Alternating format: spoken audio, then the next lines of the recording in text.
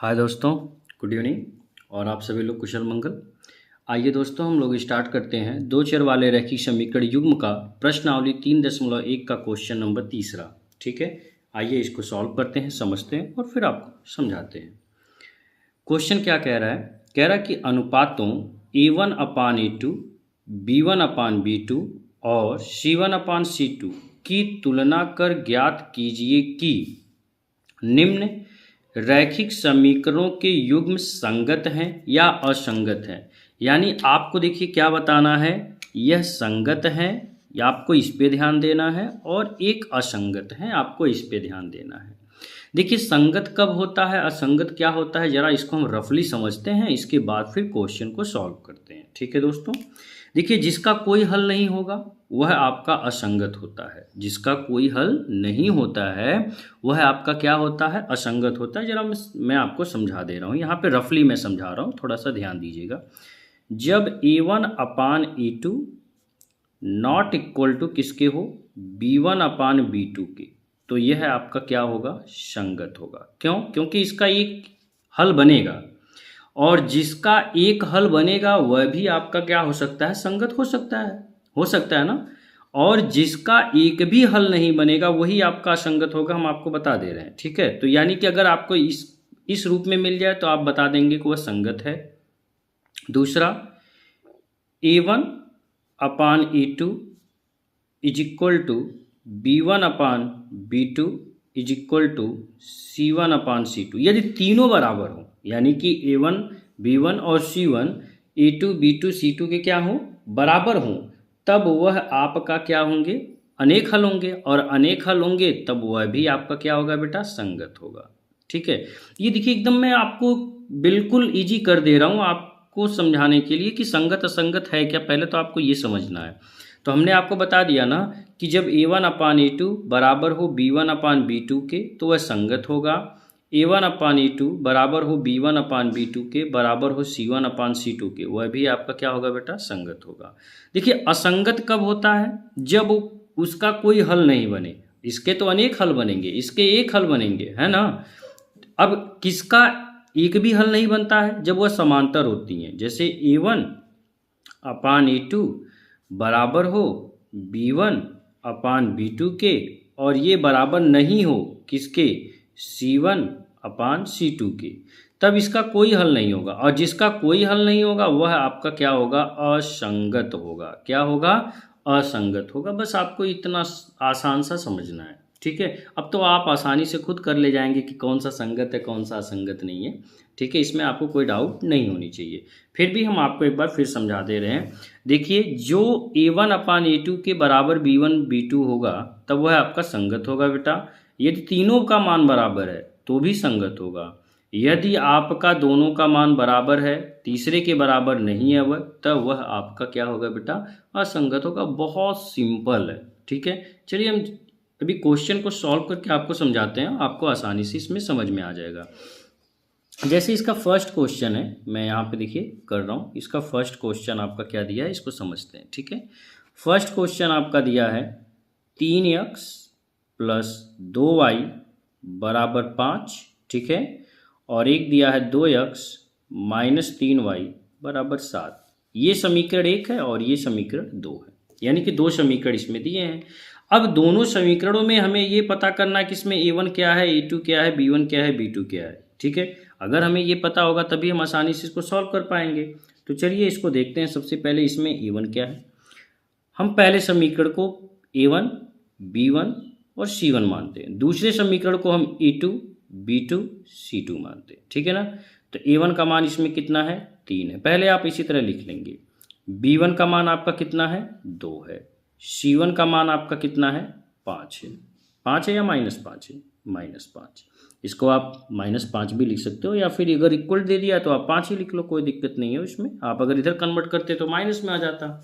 ठीक है, यहाँ तक तो आपको कोई डाउट नहीं होना चाहिए जी। चलें आगे बढ़े बेटा। अब हम समीकरण 2 में उठाते हैं। समीकरण 2 में देखिए A1 का मान कितना है, A2 का मान कितना है, 2। ठीक है, B2 का मान आपका कितना है, यहाँ पे देखिए -3। उसका जो गुणांक होता है ना, जो चर राशि का गुणांक होता है बेटा, वही उसका क्या होता है, A1 A2 B2 होता है, जो भी हो, ठीक है। और C2 का मान आपका कितना है, इसमें 7 है। यहाँ तक क्लियर। तो A1 A2 ये सब तो हमें पता चल गया। अच्छा, अब रूल क्या कहता है, जरा हम इस पे रूल पे आते हैं। हम लिखते हैं ना A1/E2। तो A1 का मान कितना है 3 और A2 का मान कितना है 2। तो 3/2 हो गया, ठीक। कॉमा लगाते हैं। B1/B2 का मान कितना है, B1 का मान देखिए आपका है 2 और B2 का मान है आपका -3, ठीक है। आपको अब इसके आगे जाने की जरूरत नहीं, क्योंकि यहीं पे मिल जा रहा है कि ये दोनों बराबर नहीं है। यहाँ पे मिल गया कि नहीं मिल गया, ठीक है। तो हम इसको क्या लिख सकते हैं, हम इसको यहाँ पे ये लिख सकते हैं ना कि 3/2 नॉट इक्वल टू 2/-3, यानी कि 3/2 बराबर नहीं है 2/3 के। हमको यहीं पे मिल गया। और जब ये हमको यहीं पे मिल गया कि ये बराबर नहीं है, तो हमें आगे सॉल्व करने की क्या ज़रूरत है। अच्छा, अब ये इससे ये पता चल गया, हम इसको ब्रैकेट में ये भी लिख सकते हैं A1/A2, ठीक है, नॉट इक्वल टू B1/B2 लिख सकते हैं। अच्छा, हमने ये लिख दिया, तो हम यहाँ पे ये भी आपको देखिए अभी बताए थे कि यदि A1/A2 not equal to B1/B2 होगा तो वह क्या होगा, संगत होगा। कैसा होगा, संगत होगा। अच्छा, ये रेखाएं कैसी हैं, ये रेखाएं प्रतिच्छेदी रेखाएं हैं। कैसी रेखाएं हैं, प्रतिच्छेदी रेखाएं हैं, ठीक है ना। अच्छा, ये रेखाएं जब कहीं ना कहीं एक दूसरे को एक जगह काटेंगी, जरूर काटेंगी भाई, ये तो कन्फर्म है। अच्छा, जब प्रतिच्छेदित रेखाएं हैं तो वह कैसा होगा, वह संगत होगा। उसका युग्म जो होगा, समीकरण का युग्म कैसा होगा, संगत होगा। अब बताइए आ गया कि नहीं आ गया। इजी है ना बेटा, बिल्कुल इजी है, कुछ करना ही नहीं है आपको। मैं बस आपको इन 3 चीज़ों पे फोकस करना है, ठीक है। यदि वह जिसका एक भी हल नहीं होगा भाई, वही आपका असंगत होगा। तो आप संगत को तो बात ही छोड़ो, आप बस ये ध्यान रख लो, एक वाला A1/A2 बराबर है B1/B2 के, नहीं बराबर है C1/C2 के, तो सीधे ठोक दो उसको कि वह असंगत है। बस सिंपल है।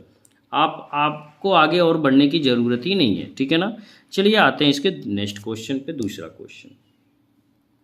चलिए इसका दूसरा क्वेश्चन को देखते हैं और समझते हैं। दूसरा क्वेश्चन कह रहा है बेटा 2x - 3y = 8, कॉमा लगाते हैं। फिर आपका है 4x - 6y = 9, ठीक है ना।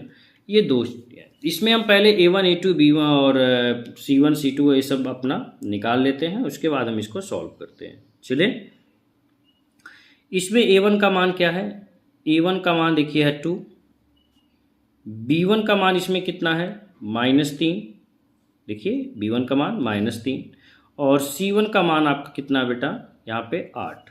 यहाँ तक क्लियर। चलिए अब इसका मैं निकालता हूँ। A2 का मान यहाँ पे कितना है, A2 का मान देखिए आपका है 4, तो 4 लगा लीजिए। B2 का मान इसमें कितना है -6 कर लीजिए। और C2 का मान आपका कितना है, यहाँ पे देखिए दिया है 9, तो यहाँ पे हम 9 मान लेंगे। इसको A1, इसको B1 और इसको C1 मानते हैं। ये हमेशा मतलब A B C ये हमेशा पद ध्यान रहे, ठीक है ना बेटा।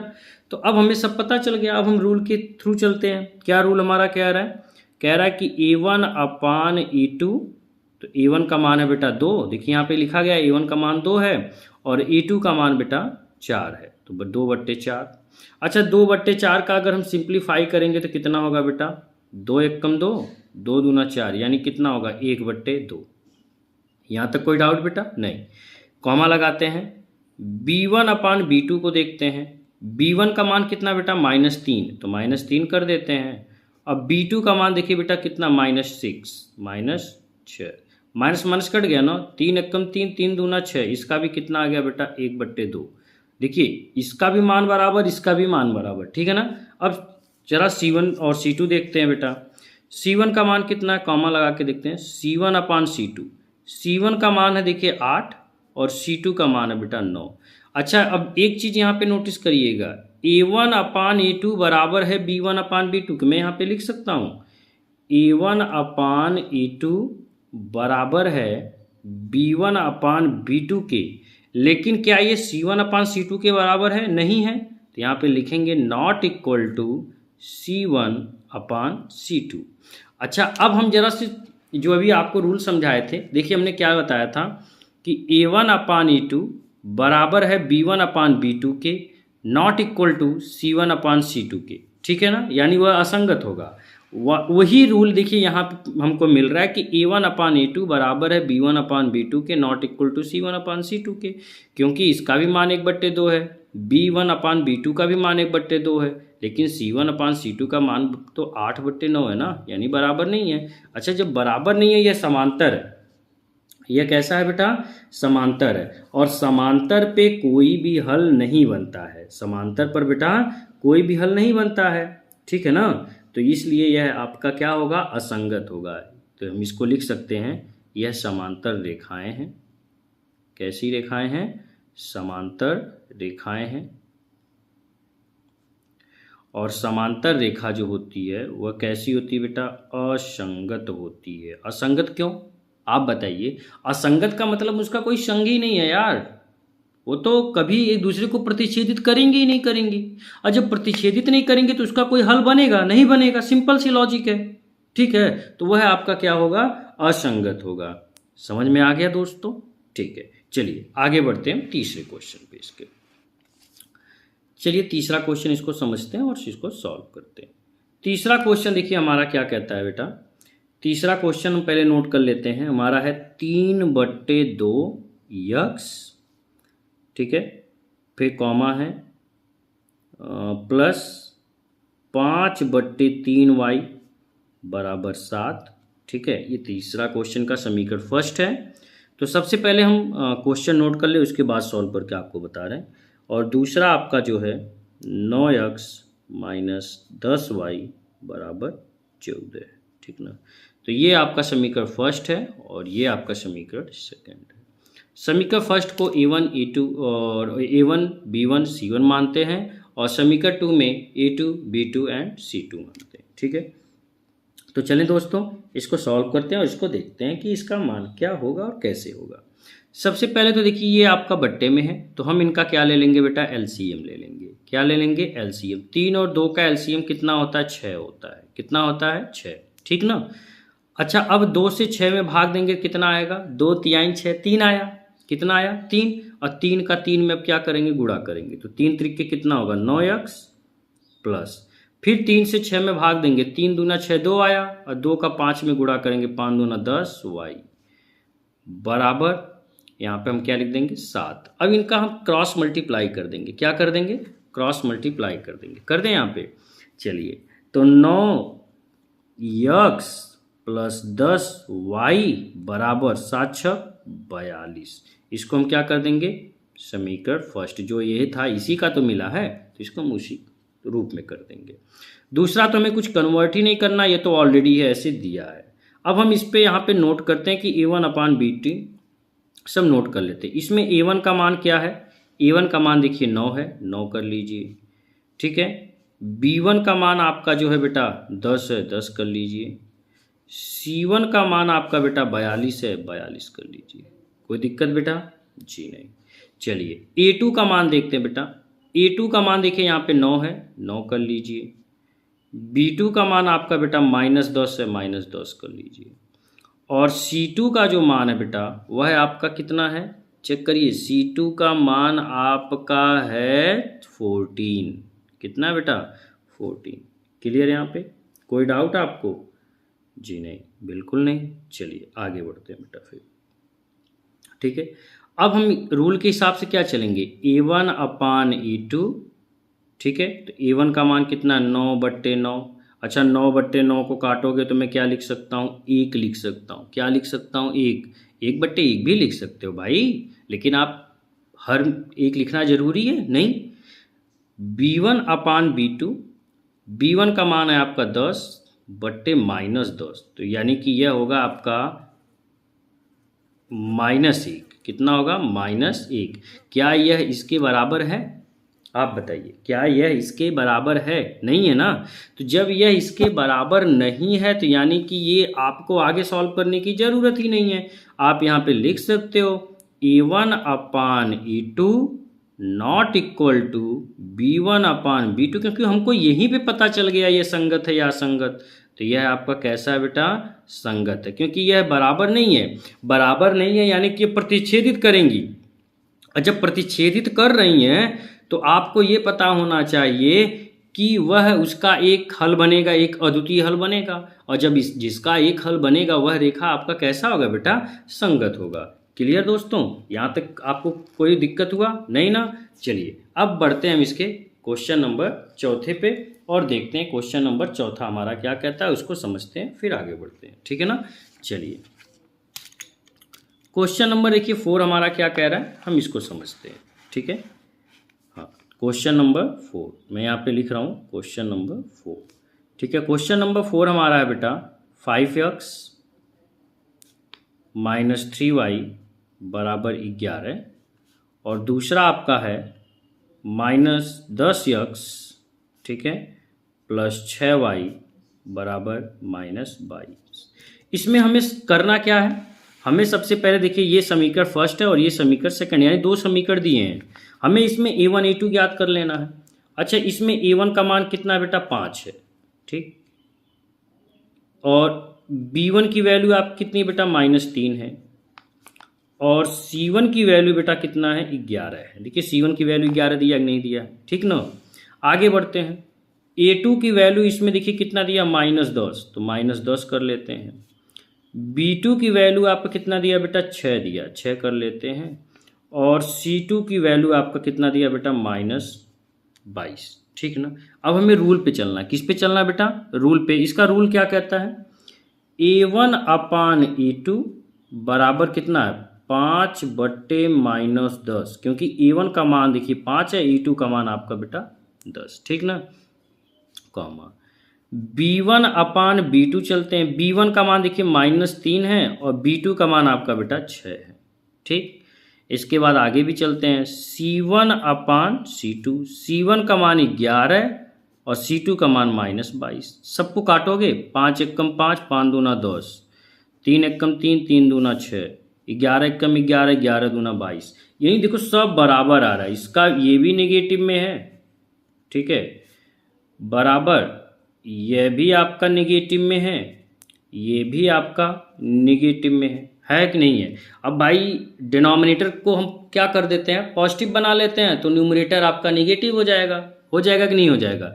यानी ये माइनस कहाँ चला जाएगा? ऊपर। मैं -1 मल्टीपल -1 अगर कर दूं तो क्या होगा? ऊपर चला जाएगा। तो इस करने की जरूरत नहीं है, एग्जामिनर आपका वहीं पे समझ जाएगा।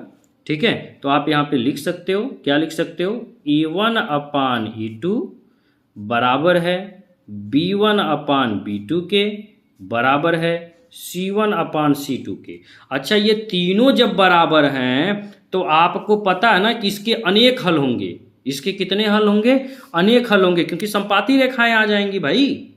तो जिनके अनेक हल होंगे वह आपका क्या होगा बेटा? संगत होगा। कैसा होगा? संगत होगा। आ गया समझ में आपको?